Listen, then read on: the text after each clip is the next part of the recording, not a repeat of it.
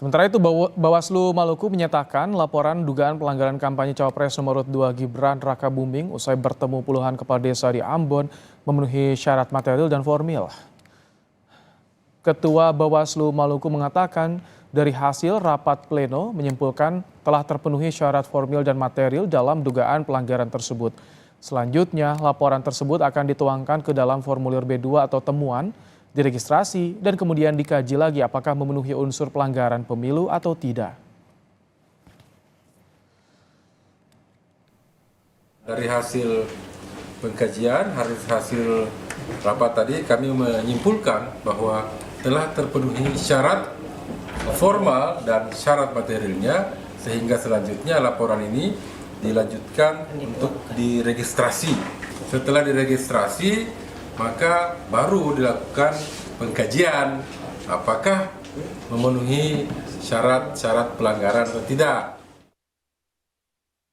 Juru bicara tim kampanye nasional Prabowo Gibran, Juri Ardiantoro menyebut pertemuan Gibran di Ambon untuk memenuhi undangan dan menyerap aspirasi kepala adat dan kepala suku. Juri menyebut Gibran hanya memenuhi undangan, tidak berkampanye. Dan mereka menyatakan ada potensi pelanggaran di sana.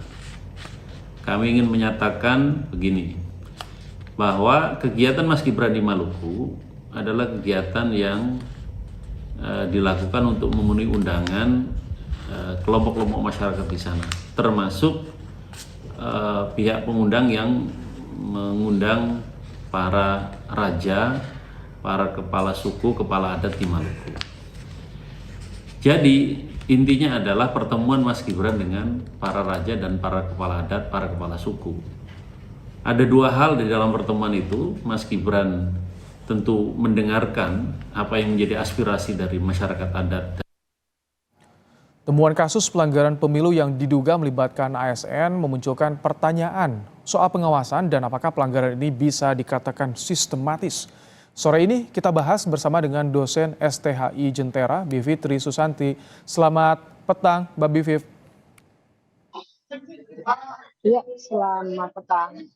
Mbak, apa yang Anda lihat dari munculnya temuan dugaan pelanggaran pemilu yang melibatkan ASN? Ya, ini kan sesuatu yang memang tidak bisa dihindarkan ketika ada benturan kepentingan.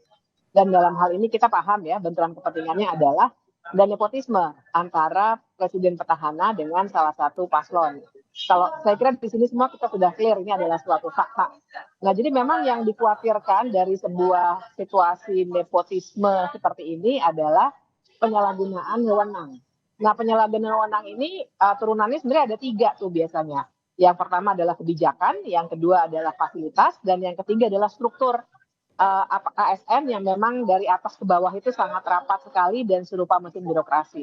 Jadi kalau saya melihat yang terjadi belakangan ini adalah bukti bahwa apa yang biasa didalilkan dalam teori-teori, dalam prinsip-prinsip hukum tata negara maupun politik itu tengah terjadi.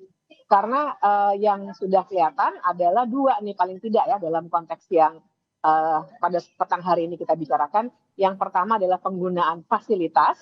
Kalau memang nanti tadi sudah dinyatakan waktu wawancara, tapi kemudian dalam penyelidikan berikutnya oleh Bawaslu, saya kira nanti akan bisa dibuktikan lebih jauh tentang fasilitas.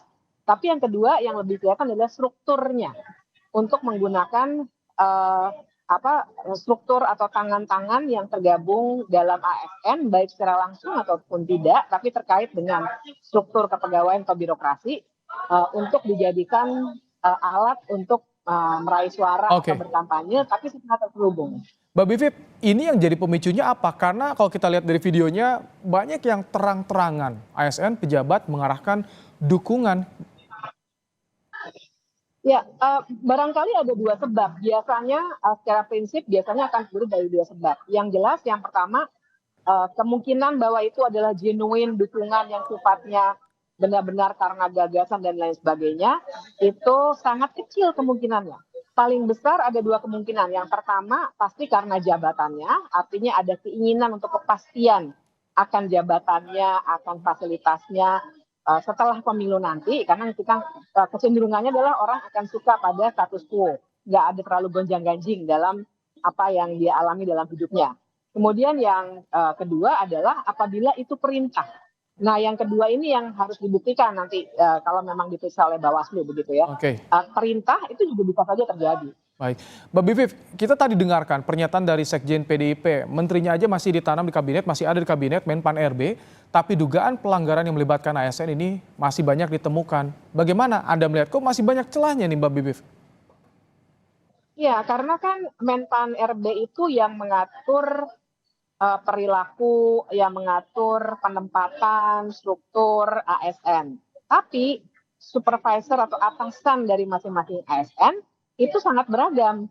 Jadi misalnya begini, ketika ada persoalan atau ada isu yang terkait bansos misalnya, kita tidak bisa langsung menunjukkan bahwa menteri sosialnya dari partai yang berbeda nih dengan yang dikampanyekan misalnya begitu ya. Kita harus melihat konteksnya bahwa ada lagi kementerian lain yang punya kewenangan yang bisa digunakan untuk tujuan yang sama. Nah, jadi kita mesti melihatnya dalam konteks yang lebih besar bahwa keputusan-keputusan di unit-unit birokrasi itu memang akan langsung dibuat oleh atasan-atasan mereka langsung. Jadi Menpan RB itu rentangnya tidak sejauh yang kita bayangkan. Oke. Dia sejauh dalam bentuk kebijakan ASN-nya saja. Baik, Mbak Bivif, dengan adanya temuan pelanggaran yang melibatkan ASN ini, apakah Anda bisa membaca ini terstruktur dan sistematis atau bagaimana? Kalau terstruktur dan sistematis itu karena bahasa undang-undang ya, jadi saya kira harus dibuktikan lebih lanjut nanti oleh Bawaslu. Tapi memang saya mau pakai bahasa yang tidak terlalu undang-undang supaya tidak terlalu bisa diperdebatkannya secara definisi, bahwa ini sudah ada langkah-langkah yang memang membuktikan suatu prinsip bahwa ada benturan kepentingan yang terjadi sehingga mempengaruhi struktur birokrasi itu bagaimana dia berjalan untuk menguntungkan satu pasangan tertentu. Nah, masifnya itu saya kira masih harus dilihat lebih jauh, tapi memang ada yang salah. Jadi lepas dari apakah nanti terbukti atau tidak oleh Bawaslu, kita sudah bisa melihat ketidakpatutan yang telah terjadi dan sudah banyak ditangkap oleh masyarakat luas dengan teknologi yang ada sekarang, video-video dan lain sebagainya. Walaupun nanti dari segi pembuktiannya secara hukum, kita mesti tunggu. Karena kita juga paham bahwa lembaga-lembaga negara juga saat ini dalam posisi yang tidak terlalu bisa netral, lagi-lagi karena benturan kepentingan itu, Mas. Sebagai pengawas pemilu, bagaimana Bawaslu harus merespons soal temuan-temuan ini? Nanti seperti apa keputusannya? Kalau misalkan betul ditemukan ada pelanggaran, terbukti, Mbak Bivif? Ya, Bawaslu harusnya netral. Karena dia tidak melayani kepentingan pemerintah. Jangan lupa bahwa penyelenggara pemilu menurut Undang-Undang Pemilu yaitu KPU, Bawaslu dan juga DKPP, dia melayani kepentingan publik. Dia adalah lembaga independen.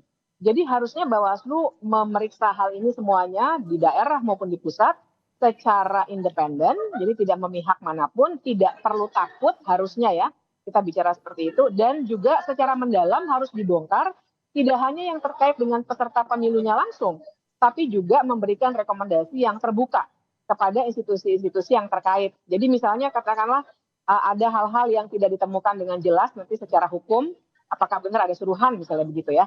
Tapi bahwa telah ada pelanggaran etik maupun pelanggaran hukum terkait dengan ASN oleh ASN-nya atau oleh organisasi yang terkait dengan ASN, itu mesti diungkapkan ke publik secara terbuka, sehingga menjadi catatan kita semua.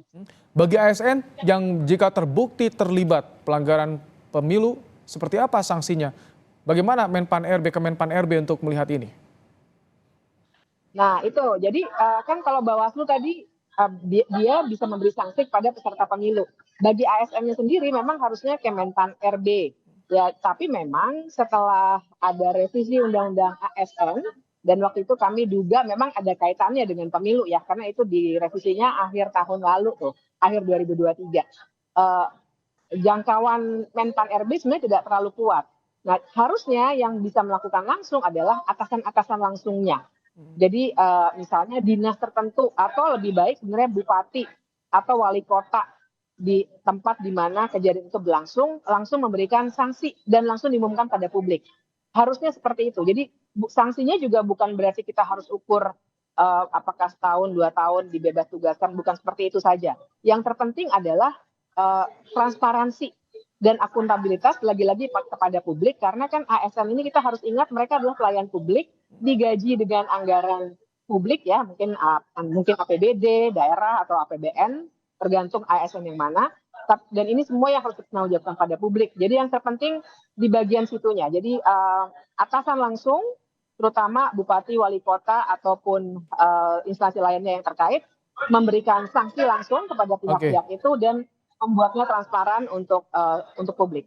Mbak Bivip, bagaimana Anda melihat komitmen pemerintahan Jokowi dalam menjaga netralitas ASN di pemilu kali ini? Nah, ini yang saya kira, kalau saya sih terus terang melihatnya sangat minim ya, Mas. Jadi sangat minim ini ukuran saya begini. Satu, Pak Jokowinya sendiri tidak menunjukkan netralitas itu. Misalnya, ketika dia berkomentar tentang debat kemarin ya, tidak boleh menyinggung personal misalnya. Dari situ saja misalnya, walaupun tidak berhubungan langsung dengan video yang barusan kita bahas ini, tapi buat saya ketika seorang pemimpin tertinggi ASN, Pak Jokowi itu kan sebagai kepala pemerintahan adalah pemimpin tertinggi dalam ASN kita. Ketika dia sudah menunjukkan tidak netralnya, menunjukkan dukungannya dengan makan siang dengan si A, si B, si C yang adalah koalisi dari pasangan anaknya, begitu, maka itu sudah memberikan isyarat untuk jajaran di bawahnya supaya juga bersikap sama seperti Pak Jokowi. Jangan lupa kultur di kita juga sangat feodalistik ya dan juga sangat melayani atasan begitu. Jadi saya tidak melihat komitmen itu dan juga tidak ada aksi langsung misalnya untuk membuatkan saluran-saluran pengaduan atau apapun yang sifatnya tidak hanya narasi saya netral, tapi harusnya ada aksi yang ditunjukkan. Begitu, Mas. Baik, terima kasih Mbak Bivitri Susanti telah bergabung bersama kami dalam Kompas Petang sore hari ini.